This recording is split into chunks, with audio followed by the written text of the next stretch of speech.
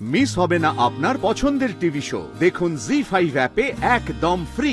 তোমার ভেতরের ঝড়টাকে লুকিয়ে রেখো না মা, ভেতরের ঝড়টাকে মিলিয়ে যেতে দিও না।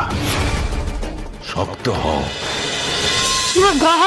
জল গড়াচ্ছে, এদিকে গরম পড়তে না পড়তে জলের টান শুরু।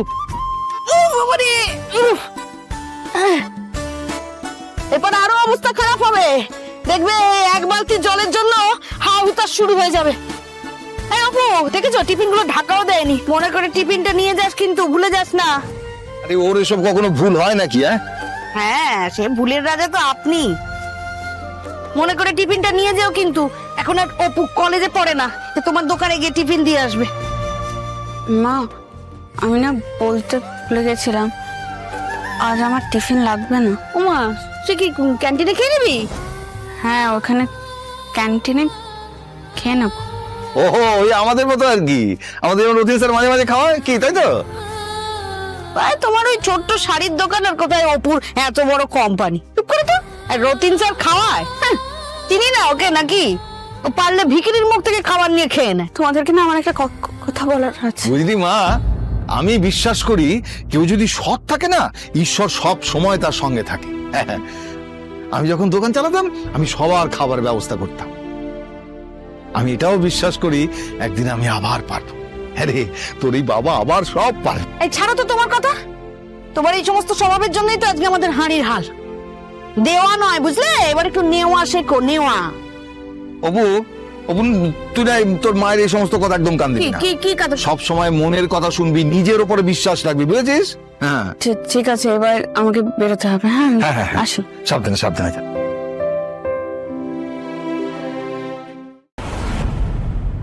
স্যার আমাদের কালকের মিটিং এর মিনিটস গুলো রেডি হয়ে গেছে, সেটা কি এখনই আপনাকে দিয়ে দেবো? না এটা আপনার কাছে রাখুন। আপনি একটা রিপোর্ট তৈরি করুন যেখানে আমাদের কোম্পানির ফাইন্যান্সিয়াল ইস্যুগুলো যেগুলো হচ্ছে না ওইটা ফোকাস করা থাকবে, বুঝতে পারলেন? Alright.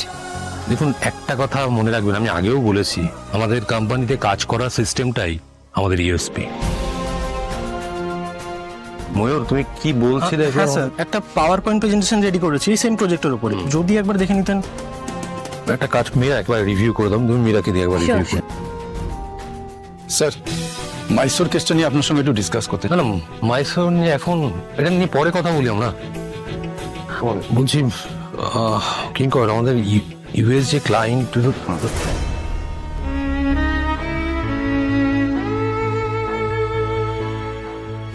This is your desk, কাম দেখে নাও।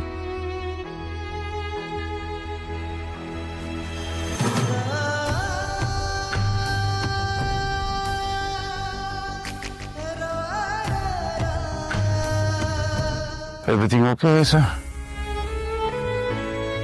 হ্যাঁ কি বলছিলাম তোমাকে, বলো। USA client. হ্যাঁ ইউএসএ ক্লায়েন্টদের যদি কনফার্ম হয়ে যায় না, ওরা আসছে আমাকে একবার জানাবে। একদম।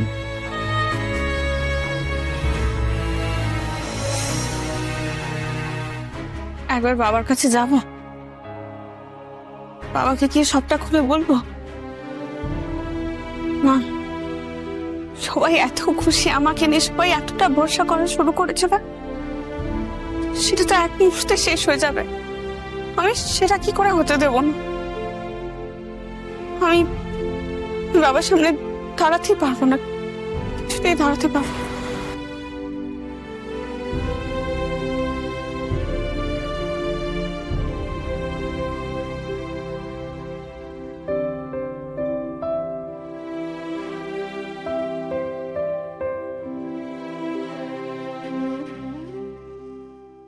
এই অল্প সময়ের মধ্যে কত কিছু ঘটে গেল। একটা স্বপ্নের মতন চাকরি পেলাম, সেই স্বপ্নটাও এক নিমিষে শেষ হয়ে গেল। যারা আমার অফিসিয়াল ফোনে ফোন করবে তাদের ব্যস্ত বলতে হবে, কারণ আমি মিটিং এ থাকবো। তারা কি বলছে সেই নোটগুলো নিতে হবে। হ্যাঁ আজকের অ্যাপয়েন্টমেন্ট সমস্ত ক্যান্সেল করে কালকে করতে হবে, আমার কালকের শিডিউলের সাথে মিলিয়ে। পারবে না?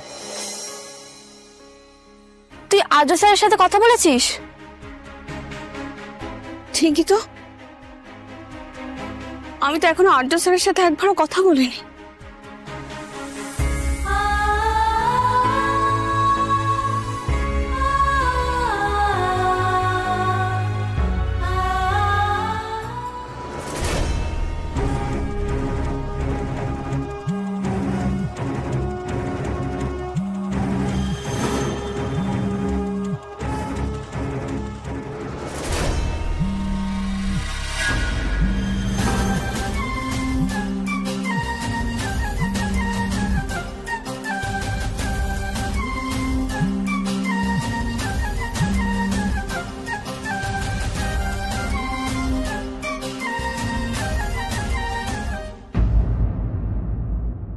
কেটে গেল, আরেকবার চেষ্টা করবো।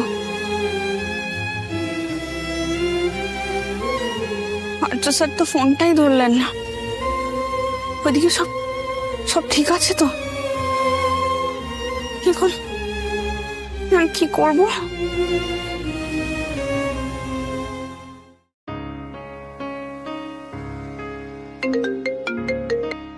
হ্যাঁ অপর্ণা বলো। বলছি অফিসে সব ঠিক আছে গো? হ্যাঁ কেন? আর্য স্যার এসছেন? হ্যাঁ এসেছেন তো, সকাল থেকে মিটিং এ ব্যস্ত আছেন। ও না, স্যারকে আমি দুবার ফোন করলাম, ফোনটা উনি ধরলেন না। তা তো জানি না, কিন্তু হ্যাঁ সকাল থেকে একবারও তোমার কথা বলেননি বা তোমার খোঁজও করেননি। কিন্তু হ্যাঁ একটা কথা জানি, আর্য স্যার কখনোই অর্ক স্যারের সিদ্ধান্তের বিরুদ্ধে যান না, আর যাবেনও না। তুমি তো এই অফিসে নতুন, তাই হয়তো তোমার অনেক কিছুই অজানা। প্লিজ বোঝার চেষ্টা করো।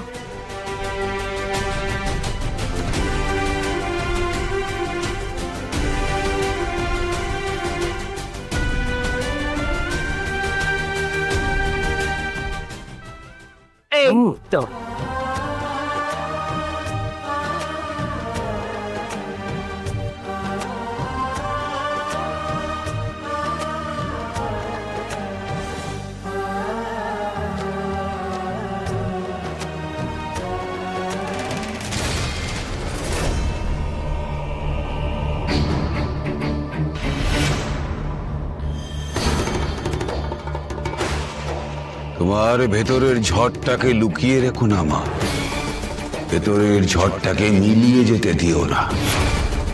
শক্ত হও, উপরওয়ালার উপর ভরসা রাখো, তিনি তোমাকে সব ফেরত দেবেন, সুদ সহ।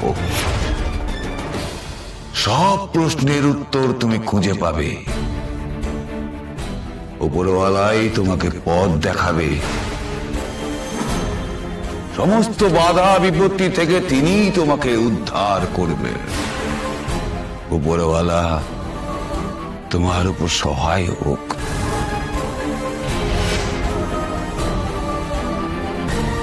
জি5 ডাউনলোড করুন আর সব এপিসোড দেখুন একদম ফ্রি।